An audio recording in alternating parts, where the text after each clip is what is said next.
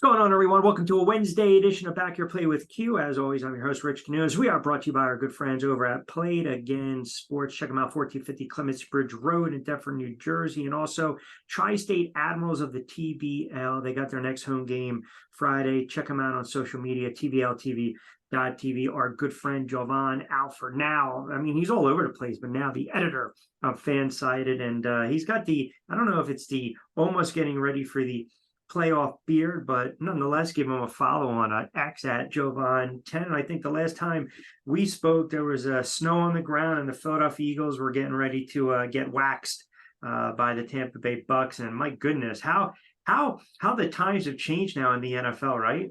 Yeah, man. Glad to be on as always. And like you said, the last time we talked, there was a completely different NFL, and now we're sitting at as they call it, the new league year, and the league has kind of turned itself, upside down.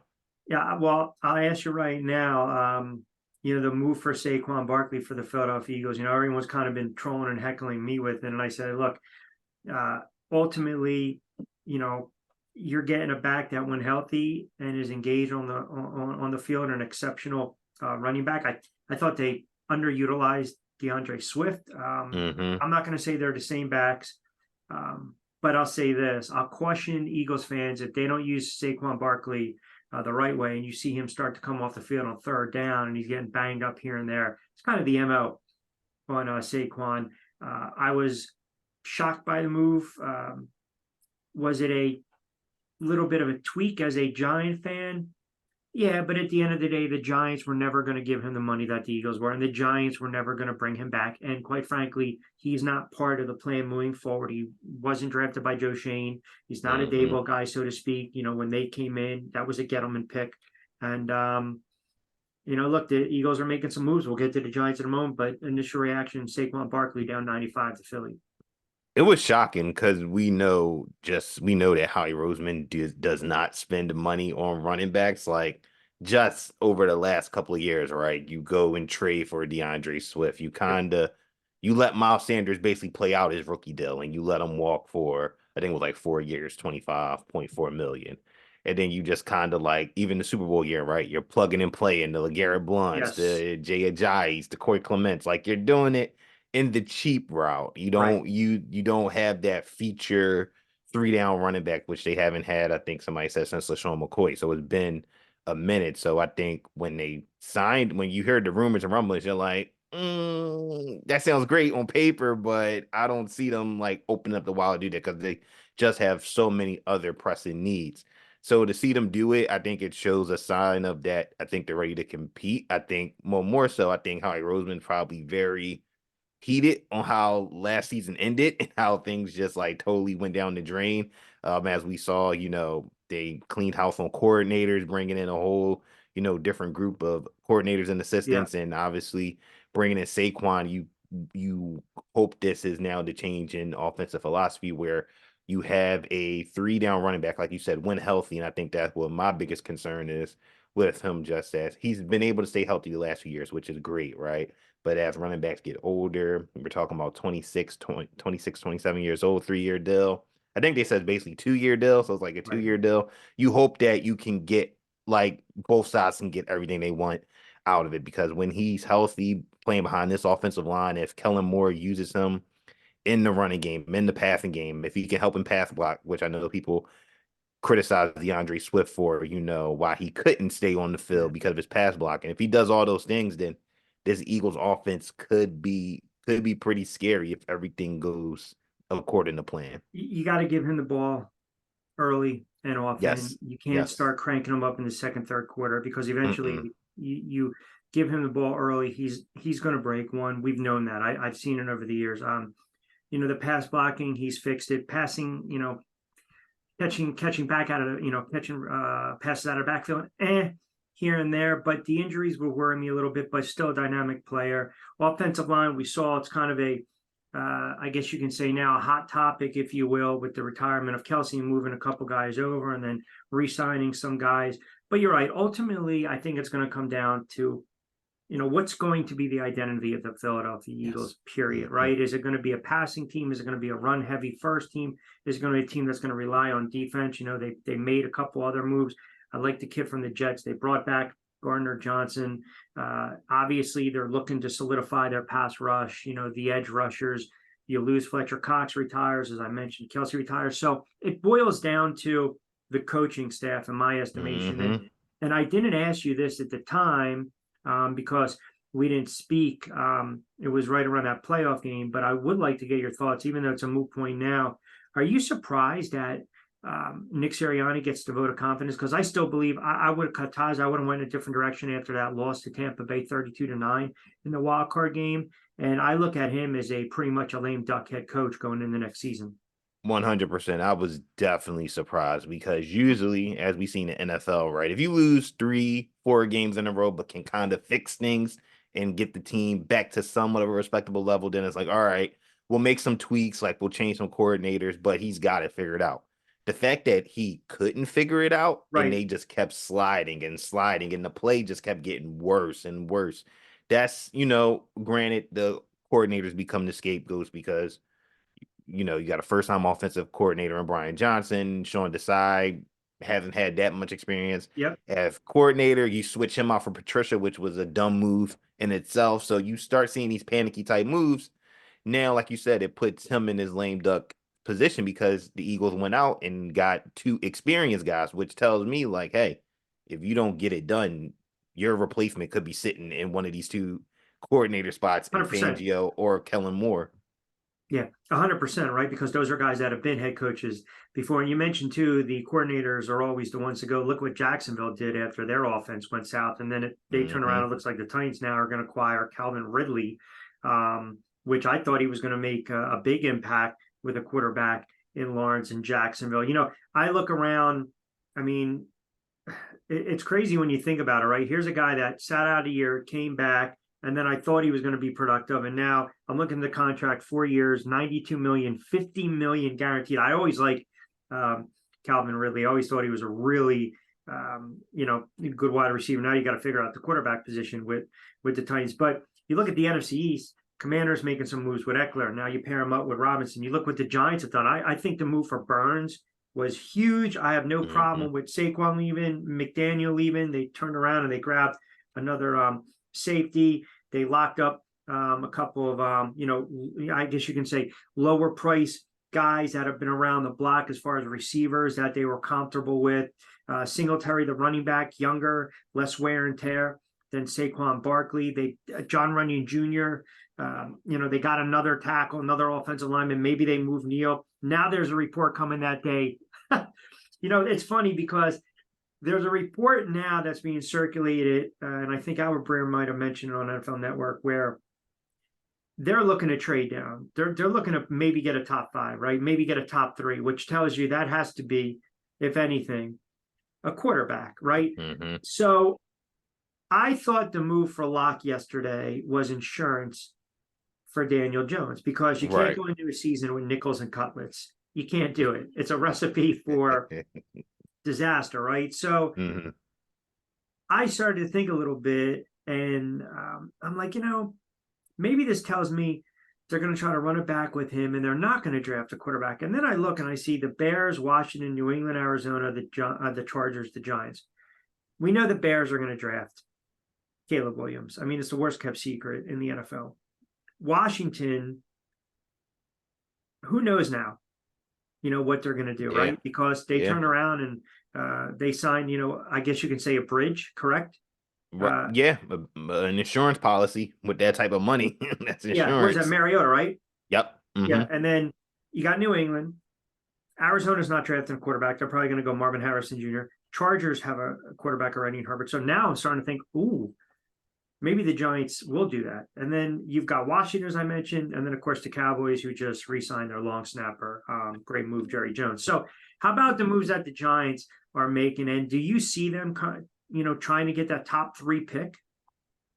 I think what the Giants are doing, and I think the NFC East is a great like picture of free agency. Everybody's not doing the same thing. They're all trying to like create their own path on this is how we're building a team, right? We see the Eagles doing it as we're plugging in pieces that we need. The Giants are saying, like you said, they're moving away from the Gettleman era, and they're like, this is shown in Dable putting their Yeah. imprint on it and trying to, build in the trenches, right? Because their two biggest moves come in the trenches. I think, like you said, giving a guy like Brian Burns who wasn't happy in Carolina, even though they gave him the tag, adding him opposite of Kayvon Thibodeau, I think is tremendous because I think Thibodeau took a very good step last year.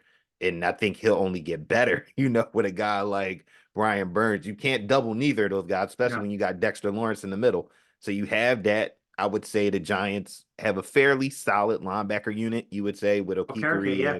and Micah McFadden, who Yep. really stepped up. So they're starting to put it together. And like you said, Singletary was very good last year for the Texans, a Dayball guy who's familiar with him and how he wants to be used. So Giants, I think, tremendous. And then, like you said, draft wise, they could stay at 6 and maybe get somebody, but like you said, it's not a guarantee. We know Washington with Mariota, like you said, do they take a quarterback? It's tempting, right? It's tempting to take a Jayden Daniels or a Drake May. And even if New England, right? Do we think New England might not take a quarterback because they signed Jacoby Brissett.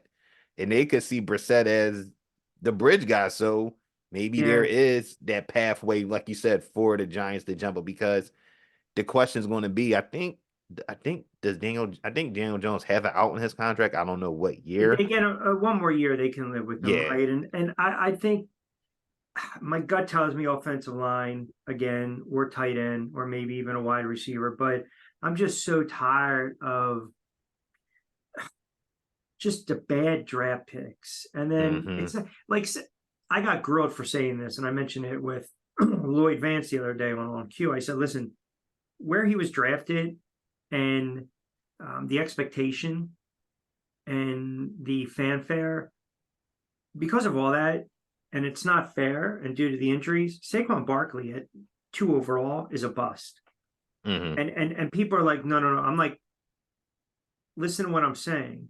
I'm not saying he's a bust of a player. I'm saying when you're 2 and you have those expectations and everything that comes Right. with it, then that's so I again, it was just one of these things where okay, you make a mistake, you move on, right? And Mm-hmm. I get tired of the mistakes, right? They're still trying to get Right. that um, nasty taste out of their mouth with Gettleman and whatnot. So I get what they're doing. I get what the Eagles are doing. I understand what Washington's doing to some extent. Dallas is a story for another day. It's just, it Yeah, is they are. crazy though, right? When you think about this, the Henry goes to the Ravens, Mayfield back with Tampa, big money. Kirk Cousins. I would have loved for the Giants to make a play for Kirk Cousins, right? Kirk Cousins goes to Atlanta. Now you would think they're the odds-on favorite automatically to win that division. You got Mm-hmm. Winston going to Cleveland. I mean, imagine Winston and friggin' Deshaun Watson out on the town one night. I mean, it's just, are you kidding me? Have fun with that, Uber drivers, right? We're seeing. I felt going into this offseason, it was going to be a wild kind of offseason, but I feel like we say it every single year. I can't recall a week thus far in the NFL offseason, right? The free agent signing period when it's open for business. It's been absolutely fanatical and wild. And it's almost like everyone's running to the cover. They think a storm's coming and they're just grabbing everything they can. Mm-hmm.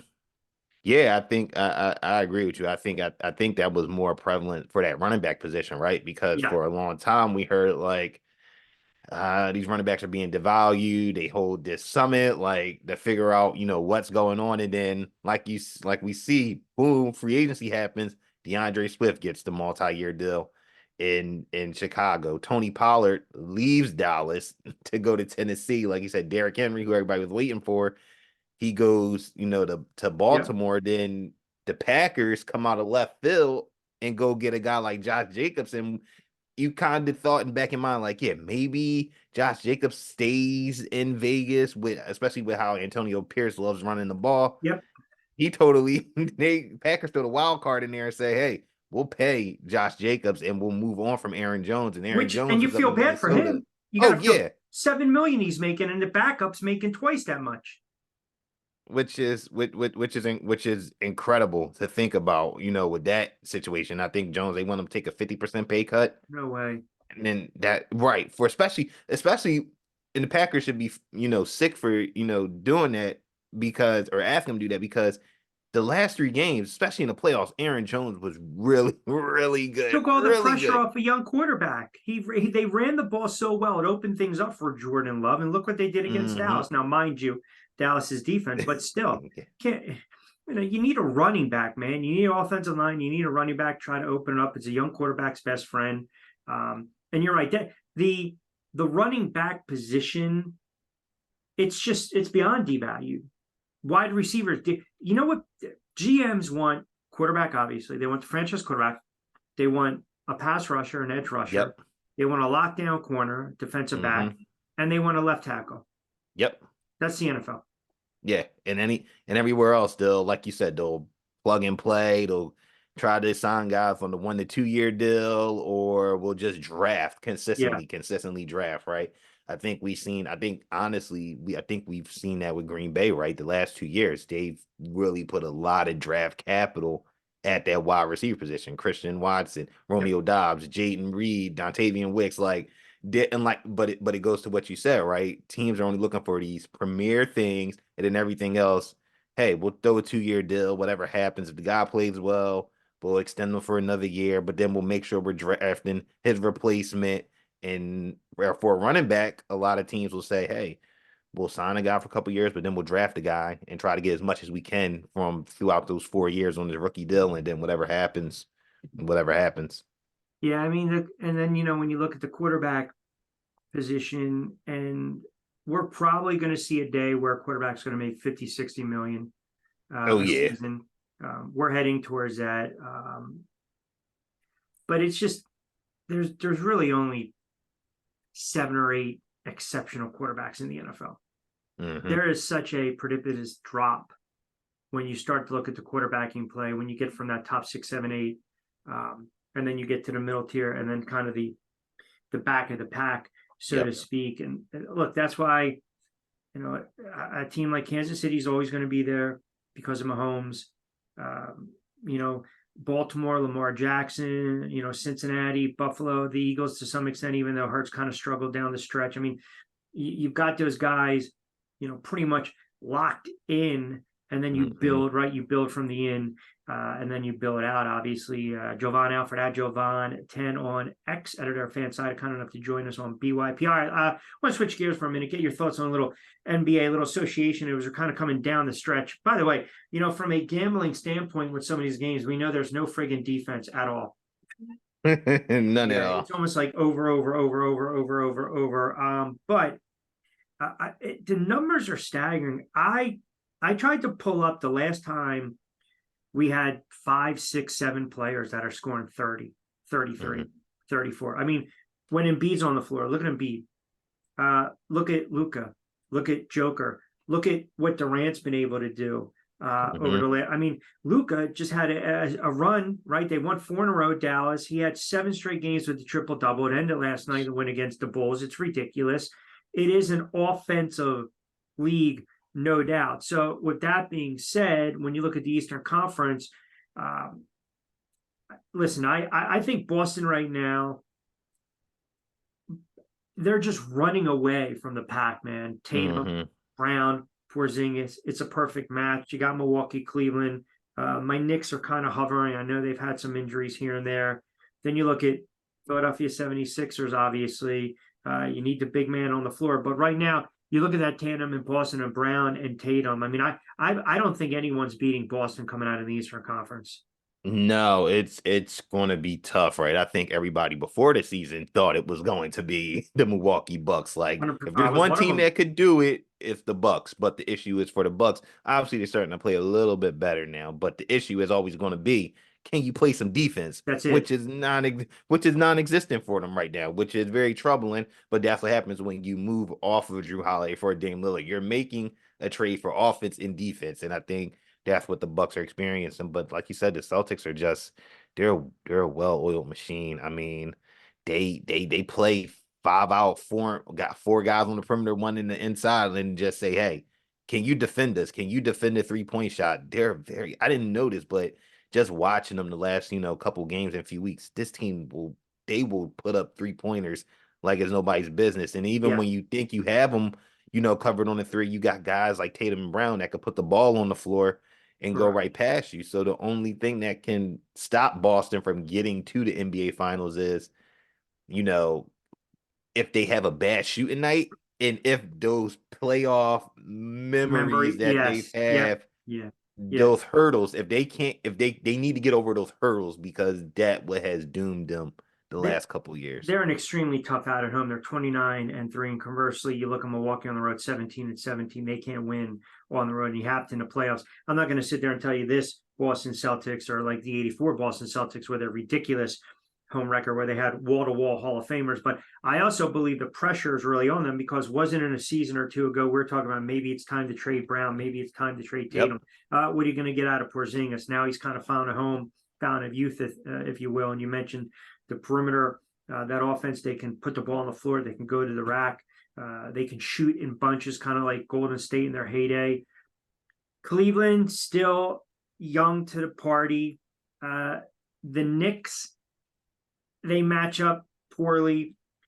Orlando, you're asking a young team just like Indiana to go into Boston and potentially win a seventh game. I don't see it. How about your Philadelphia 76ers right now? Because it's pretty evident. I mean, this is why you can never really look at Embiid when you're talking about NBA MVP, especially from a futures bet standpoint, because you know for a fact if he's not going to play at least 65 games, he's going to be out of the running.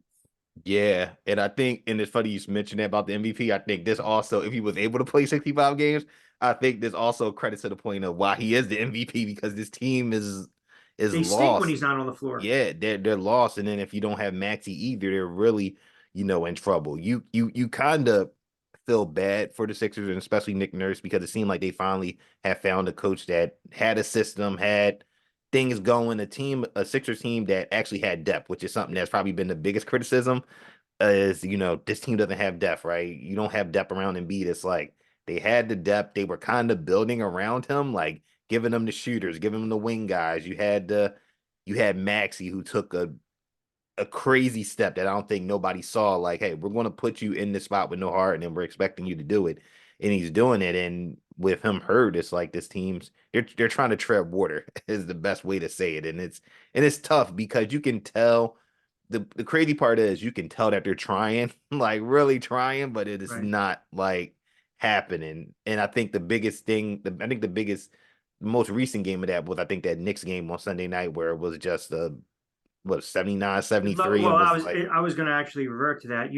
This is not the 90s, right? And the Knicks shot poorly in that game and turned the ball over. You're not going to get a 79-73 no, type game because no, they were able to beat them by I think 15 plus. Last night you mentioned Embiid averaging 35, but yet only 34 games that he's played. Yeah, I still think it's Boston's conference. Uh, that's just my opinion. Western Conference, Denver's still Denver until someone beats them, defending NBA champs. Minnesota gets hit with the major injury bug.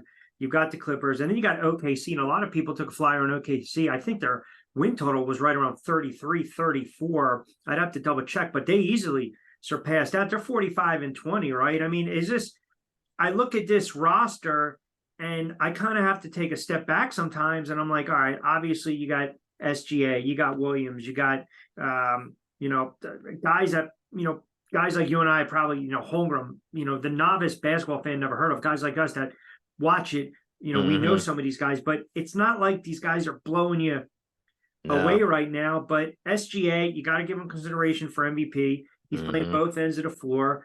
And I just love, I love what they're doing as a full unit, and they have yes. some depth as well. So, I look for teams that are crashing the board. You're not turning the ball over. They won some tough games.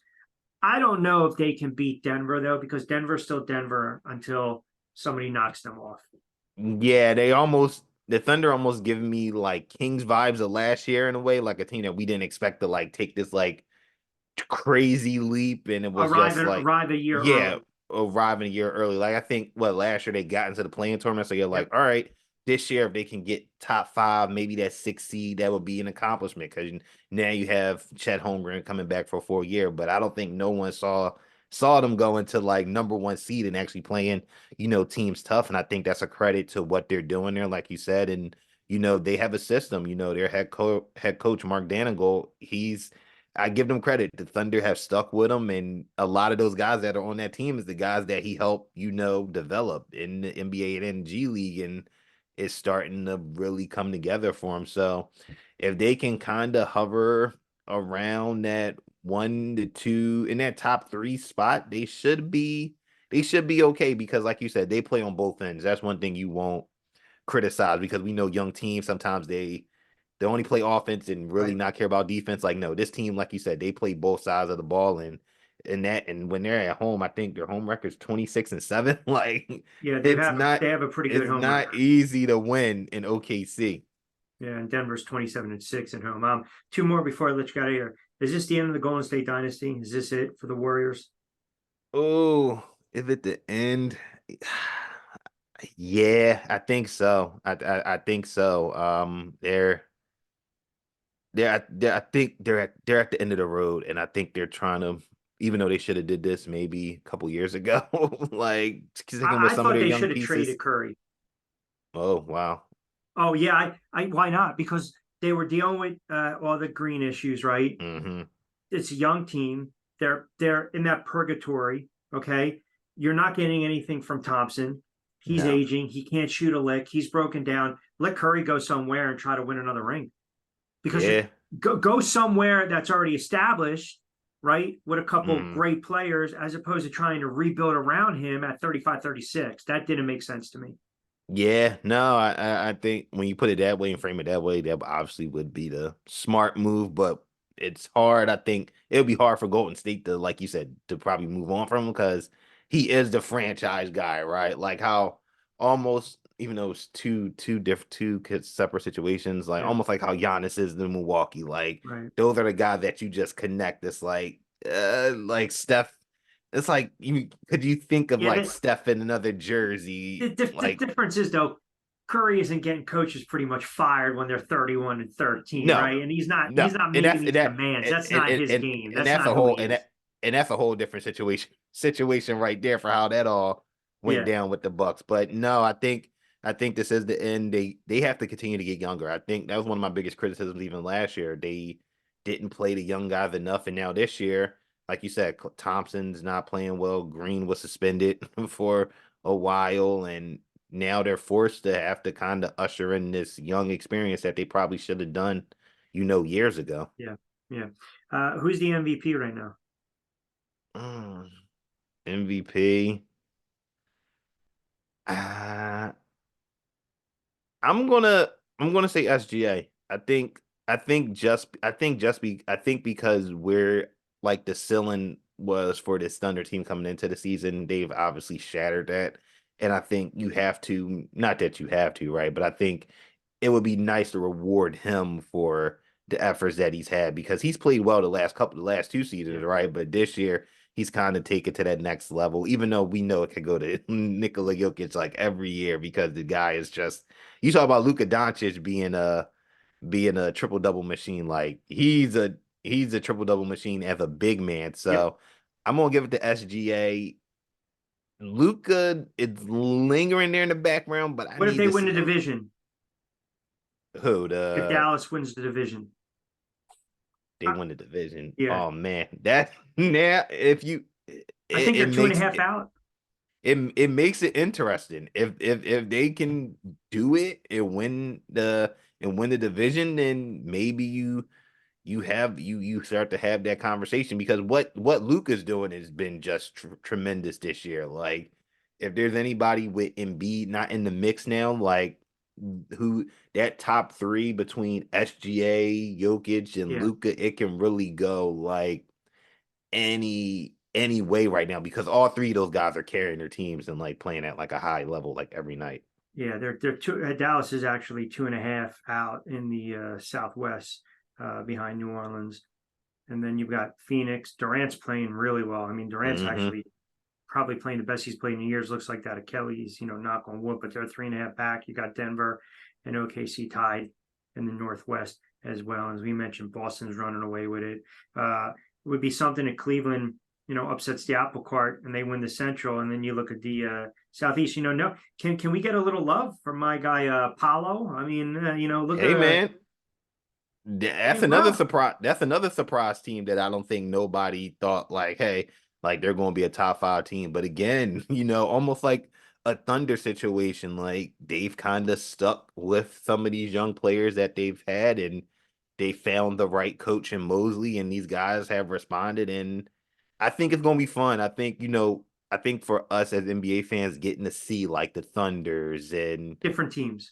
different teams, the Pacers, the Magic, like getting now see these teams in the playoff format, I think is going to be, tremendous. Almost like last year, seeing the Kings in that playoff setting and how much like as we thought, as a team that didn't look that was ready for the task. Obviously they lost in 7, but they were ready for the moment. So I think, we're going to see a lot of fun things from a lot of these teams that we didn't have huge expectations for.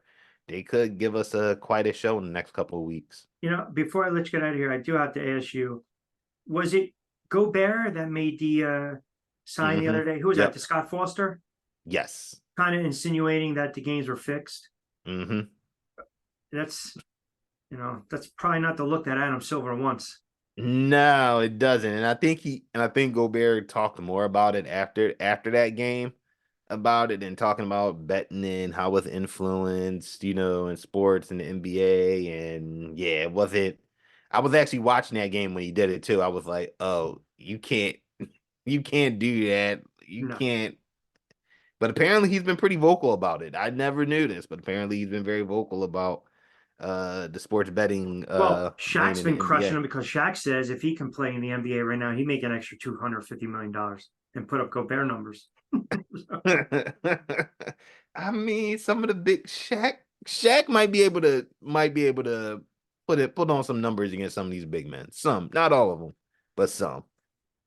um, Oh, so how about this? I saw this. You tell me real quick. Again, this is the classic. One more before I let you get out of here. So this is from PFT.